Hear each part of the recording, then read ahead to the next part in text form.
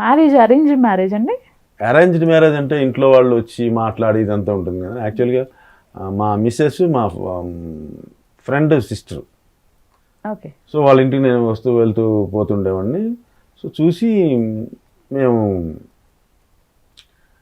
చేసుకుంటానని చెప్పేసి నేను అడగడం, తన బిహేవియర్ అది చూసి బాగుందని చెప్పేసి నేను చేసుకుంటాను. అట్ ద సేమ్ టైం మా ఫ్రెండ్ ఏమో మా సిస్టర్ని ఇష్టపడి నేను తను చేసుకుంటానని. సో ఆ రకంగా మాది కుండమార్పులు పెళ్ళి అనమాట. ఓకే. ఒకే రోజు ఒక 1 మినిట్ ముందు మాది అవుతుంది, 1 మినిట్ తర్వాత వాళ్ళది అవుతుంది అనమాట. ఒకే వేదిక మీద ఇద్దరు అనమాట అలా. సో ఇది లవ్ మ్యారేజ్ అనుకోవడానికి ఏమైనా మేము పాటలు ఏం పాడుకోలేదు. సో ఇష్టపడి చేసుకున్నా ఇదనమాట. చూసి సెలెక్ట్ చేసుకుని ఇంకా ఇంట్లో వాళ్ళు వచ్చి మాట్లాడడం ఇంకా అదేం లేదు. ఓకే అంటే ఓకే అంతే. ఒక పాప అండి? పాప బాబు.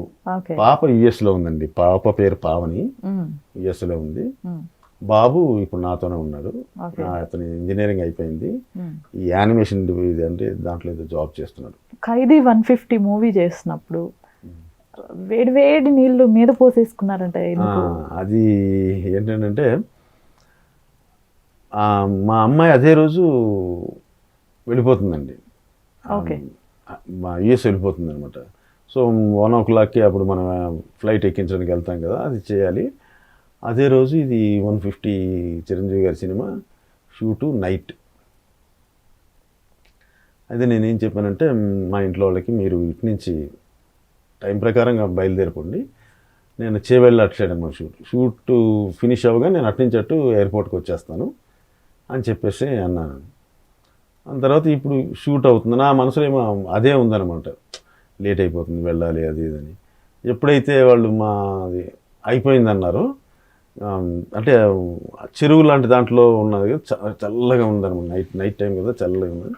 సరే అందరికీ వేడి నీళ్ళు పెట్టారు. పక్కనే ఒక డేక్షాలు ఉంటాయి కదా, పెద్ద ఒక 4-5 డేక్షాలు ఉన్నాయన్నమాట. నీళ్ళు తొరికి పెడతారు కదా, పెట్టారు.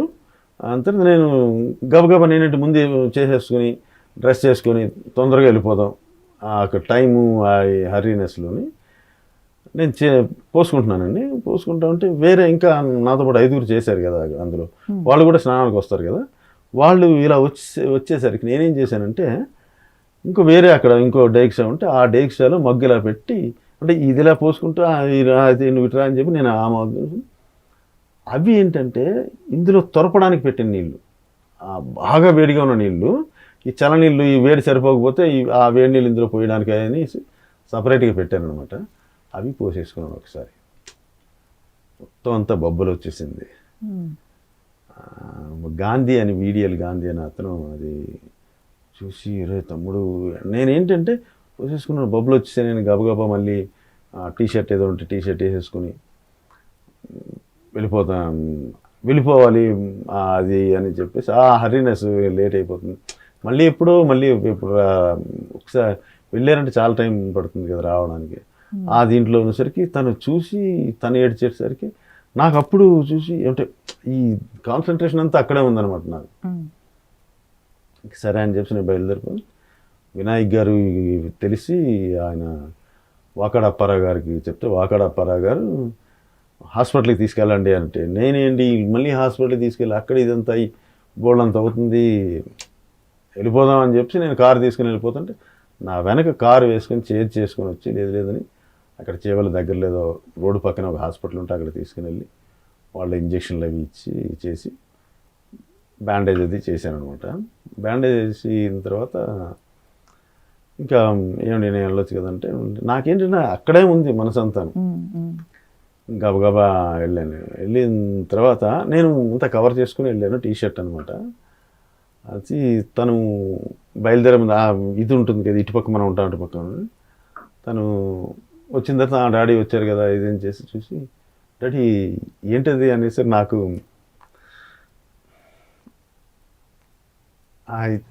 తనకి కనిపించకుండా ఉండాలని నేను కవర్ చేశాను కదండి. ఇక్కడ నుంచి చిన్న ప్లాస్టర్ ఏదో కనిపిస్తే, డాడీ ఏంటి అక్కడ అది ఏదో దెబ్బ తగిలినట్టుంది ప్లాస్టర్ అనేసరికి నాకు తట్టుకోలేకపోయినాను, బాగా ఏడుపు వచ్చేసింది.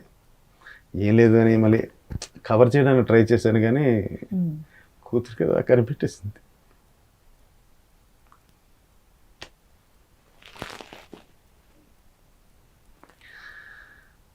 సో అది అప్పుడు అలా జరిగిందనమాట. ఎన్ని ఇయర్స్ అవుతుందండి ఇప్పుడు పాప యూఎస్ వెళ్ళి ఎన్ని ఇయర్స్ అవుతుంది? చాలా అంటే ఎంఎస్ చేయడానికి వెళ్ళింది. ఓకే. తర్వాత మా అల్లుడు కూడా అక్కడ పిహెచ్డి చేశాడు. ఓకే. ఇంకా అక్కడ సంబంధం ఇంకెక్కడ అదే ఉన్నారు. 10 years అలా అవుతుంది. ఈ 10 yearsలో మీట్ అవ్వటం అట్లా జరగలేదా? వస్తుంటుందండి, ఆల్టర్నేటివ్ ఇయర్స్ వస్తుంటుంది, మేము వెళ్తుంటాం. మా మిసెస్ ఇప్పటికి 3 times వెళ్ళింది. నేనేమో ప్రతిసారి ఏదో సినిమా, మొన్న శ్రీకారం సినిమా గురించి ఆగిపోవాల్సి వచ్చింది. ఓకే. ఆ తర్వాత ఏమో అది అయిపోయిన తర్వాత వెళ్దామంటే ఇది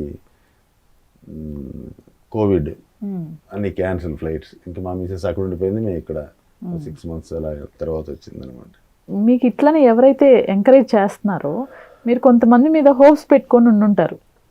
పలానా డైరెక్టర్ నా ఫ్రెండే, ఓకే ఇవ్వచ్చు, ఇతను మనకి ఛాన్స్ ఇవ్వచ్చు అని హోప్స్ పెట్టుకొని అది జరగకుండా ఉన్న సిచ్యువేషన్స్ ఉన్నాయా? ఉన్నాయండి.